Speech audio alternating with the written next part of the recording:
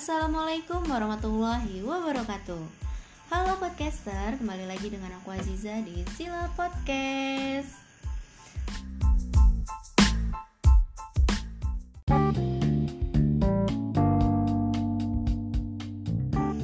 Untuk podcast episode 2 ini, aku mau ngobrolin tentang ODGJ, ditemani dengan seorang wanita cantik. Siapakah dia? Langsung aja ya, kita kenalan dengan Bu Periswati. Halo Bu, apa kabar? Halo, baik juga Bu Aziza. Wassalamualaikum warahmatullahi wabarakatuh. Nah, terima kasih ya Bu sudah bersedia nemenin saya hari ini untuk ngobrol bareng mengenai ODGJ. Oke. Dan kebetulan beliau ini adalah seorang penanggung jawab program ODGJ di Puskesmas Cikupa, Kabupaten Tangerang. Nah, Bu Pe, mungkin masih banyak nih yang belum tahu tentang ODGJ ya. Mungkin Ibu bisa jelasin tentang ODGJ itu sendiri itu apa? Iya. ODGJ itu kan ada singkatannya ya. Itu orang dengan gangguan jiwa.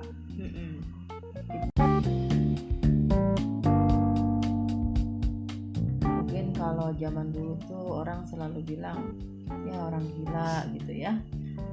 Sekarang sudah tidak boleh lagi, harus diperhalus ya dengan gangguan kesehatan jiwa gitu. Tetapi orang ODGJ itu memang orang yang dengan gangguan jiwanya itu yang terlampau lama ya, bisa bertahun-tahun. Tetapi sekarang ini baru ditemukan satu persatu. Kayak di Kecamatan Cikupa itu ada 10 desa. Ada salah satu desa misalnya bisa ditemukan ODGJ itu bisa langsung setiap bulannya bisa 4-5. Itu gimana kerjasamanya ya antara di desa dengan petugas kesehatan yang di desanya juga gitu. Jadi memang sekarang mulailah diungkap bahwa ternyata banyak sekali pasien ODGJ itu di setiap desa. Ya masalahnya sih macam-macam ya. Kenapa bisa sakit seperti itu bervariasi. Seperti itu sih ODGJ ya untuk saat ini. Oke. Nah, selama Ibu nanganin ODGJ, rata-rata penyebab terjadinya ODGJ itu apa sih, Bu? Ya itu dia yang saya bilang tadi macam-macam ya. Ada yang karena dia putus dalam pekerjaan, ya mungkin kayak diberhentikan ya, dia merasa tidak dihargai atau dia merasa terisolir lah gitu ya. Putus asa juga karena keuangan juga.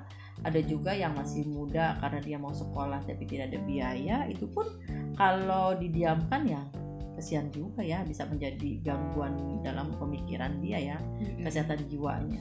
Ada juga yang pengen minta dibelikan ya kayak sepeda motor. Sederhana sih sebenarnya, tapi kan tingkat keinginan seseorang atau tingkat merasa kecewanya itu kan beda-beda, ya kan? Ada yang bisa dia menanggulangi kekecewaannya, ada yang tidak bisa. Nah itu bisa terjadi seperti itu. Ada juga yang karena putus cinta, permasalahan rumah tangga, disakiti oleh pasangan, itu juga ada. Seperti itu ya, banyak berarti ya? Ya banyak sekali. Oke. Nah, ODGJ itu kan ada yang dipasung, ada juga yang berkeliaran ya Bu ya? Ya betul. Nah, masih banyak masyarakat yang belum paham tentang pasung itu. Ya. Itu. Sebenarnya pasung itu gini. Kalau dulu pasung itu diikat, di kerangkeng ya, dikasih tali-tali atau apa sih, besi-besi, dirantai gitu dirantai ya maksudnya, di sebuah tempat yang terkucil itu dipasung. Tetapi sekarang walaupun dia ada di suatu ruangan tetapi terpisah dari keluarganya dan tidak terawat, itu dinamakan dipasung. Sudah tetap saja dikatakan dipasung. Itu ya kita temukan sekarang ini semuanya seperti itu. Misalnya ada yang sakit, kita evakuasi, kita kunjungi di sana. Kita juga kalau kunjungan juga kan nggak sendiri ya, didampingi oleh aparat desa ya. Nah di sana kita lihat dia benar-benar variasi juga nih. Ada yang agak bersih ya karena mungkin keluarganya agak peduli, tetapi didiamkan bertahun-tahun. Ada juga yang benar-benar kotor, bau pesing dan memang luar biasa ya harumnya. Itu mungkin keluarganya sudah tidak bisa lagi merawatnya. Ya didiamkan saja, itu namanya dipasung, penyiksaan juga. Iya, betul. Dan ada juga yang benar-benar dipasungnya itu memang diikat. Tapi kalau untuk di Kecamatan Cikupa yang selama ini ya saya kunjungan atau evakuasi, alhamdulillah sih tidak ada yang sampai dirantai. Cuman mereka memang adanya ya di ruangan-ruangan tertentu yang sangat kotor sekali. Kalau yang tadi dibilang berkeliaran ya itu dia tetap dia punya keluarga, tetap dia pulang ke rumah, tetapi ada saat-saat tertentu dia pengennya jalan, mencari ya menurut dia itu ya dia mencari kesenangan dia sendiri.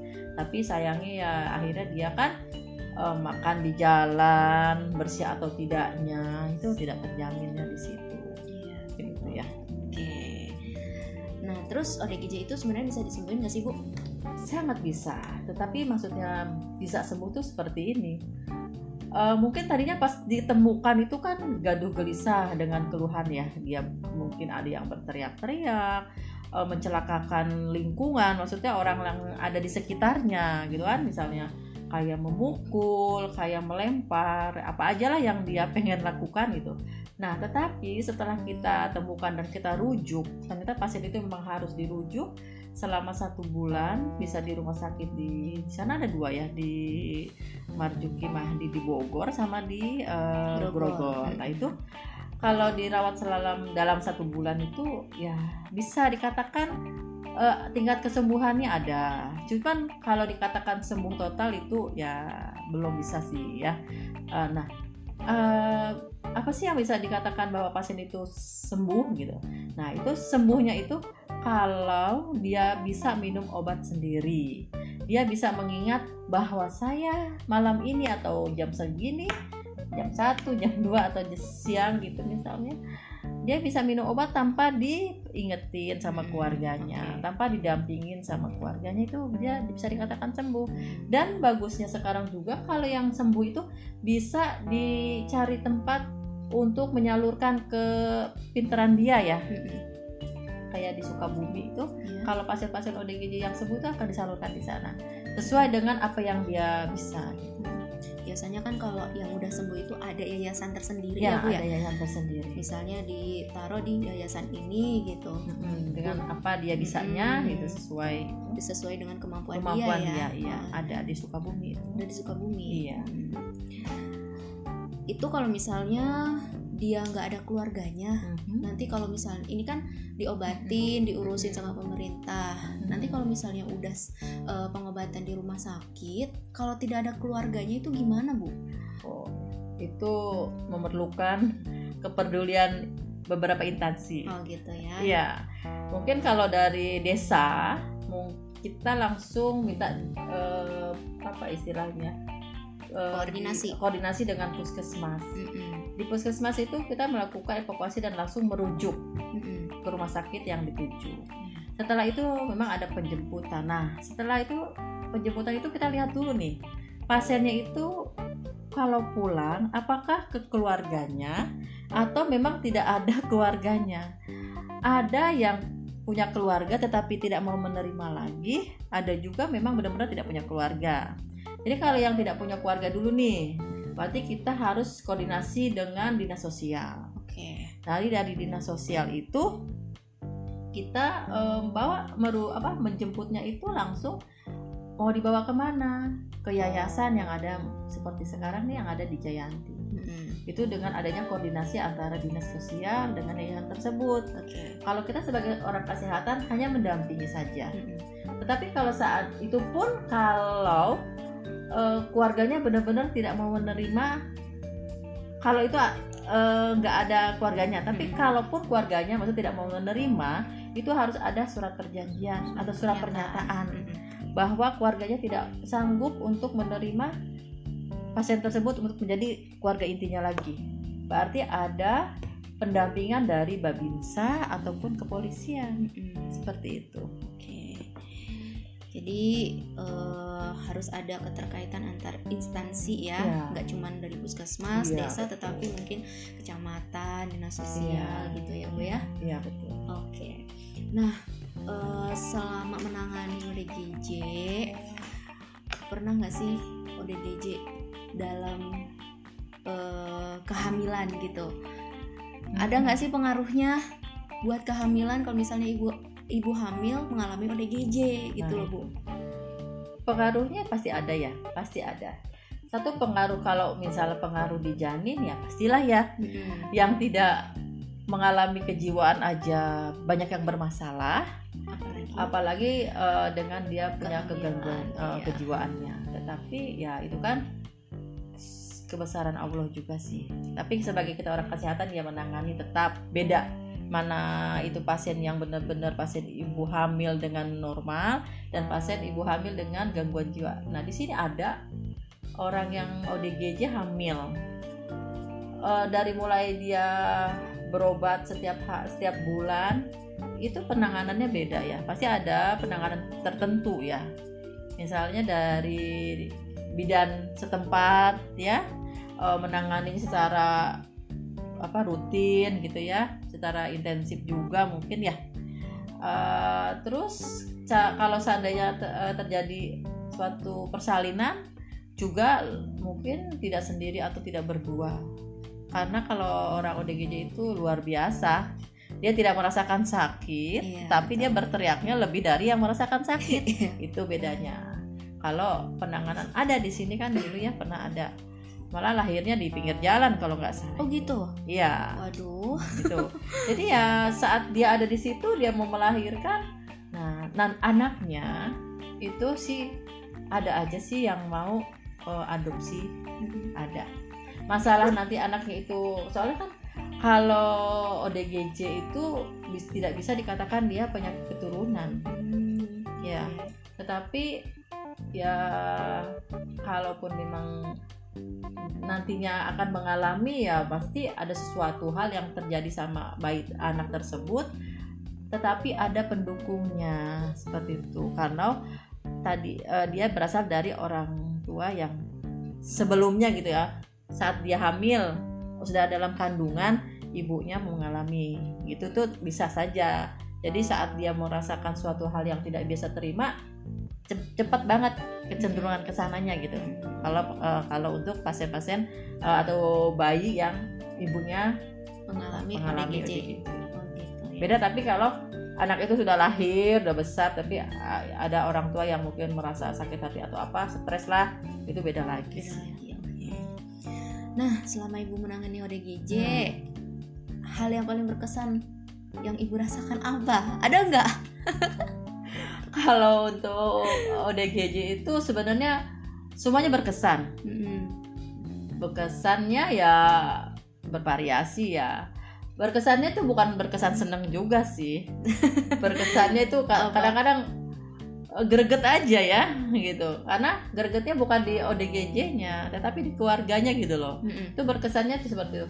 Kita sudah semaksimal mungkin menangani sampai dari keluhannya kita bawa ke rumah sakit, tetapi setelah dirawatnya itu keluarganya masih aja mengeluh. Itu mungkin kesan-kesan yang sangat luar biasa bagi kita ya seorang kesehatan ya.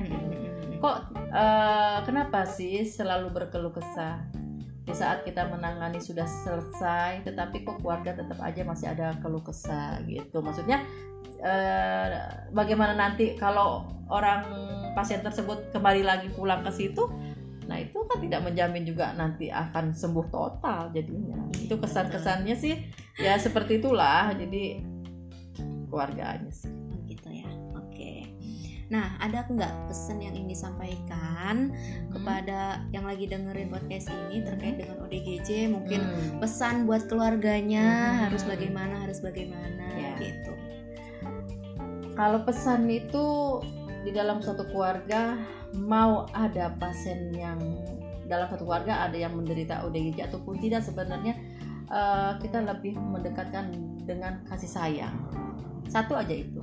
Dengan kasih sayang, permasalahan apapun sebenarnya akan teratasi sebenarnya. Tetapi kalau memang ada pasien yang satu keluarga ada pasien yang ODGJ, saya berpesan terhadap keluarganya nggak usah merasa malu dengan akhirnya menjauhi, ataupun jangan saking sayangnya malah diumpetin gitu. Jadi terimalah permasalahan ini gitu ya dalam satu keluarga dengan semaksimal dia mengurus seperti layaknya keluarga yang normal gitu.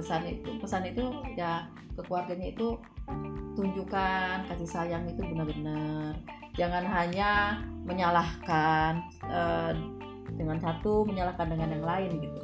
Jadi saling bahu membahu, bagaimana keluarga tersebut menjadi keluarga yang utuh gitu. Jangan dibuang, jangan tidak diakui. Gitu ya Bu ya. Oke. Ada lagi? Ya mungkin itu aja ya. Pokoknya pesannya sayangilah pasien ODGJ itu dengan sentuhan-sentuhan bahasa kita, dengan sentuhan-sentuhan ya fisik kita gitu. Kita jangan takut mendekati orang ODGJ itu bahwa kita akan gimana gitu, enggak. Dia juga akan baik sama kita kalau kita pun berniat baik sama dia. Oke, betul sekali ya Bu ya. Nah, itulah obrolan aku dengan Bu Peris tentang ODGJ ya. Jadi diingat, ODGJ itu butuh perhatian dan support dari orang-orang yang di sekitarnya, terutama keluarga. Jangan diintimidasi dan jangan dipasung ya Bu ya. Ya, betul sekali. Karena sekarang pasung itu sudah tidak dibolehkan lagi ya. Gitu. Oke, cukup sekian obrolan kita hari ini tentang ODGJ. Semoga obrolan kita ini bermanfaat buat kalian semua. Tunggu episode selanjutnya ya. Terima kasih. Wassalamualaikum warahmatullahi wabarakatuh. Waalaikumsalam.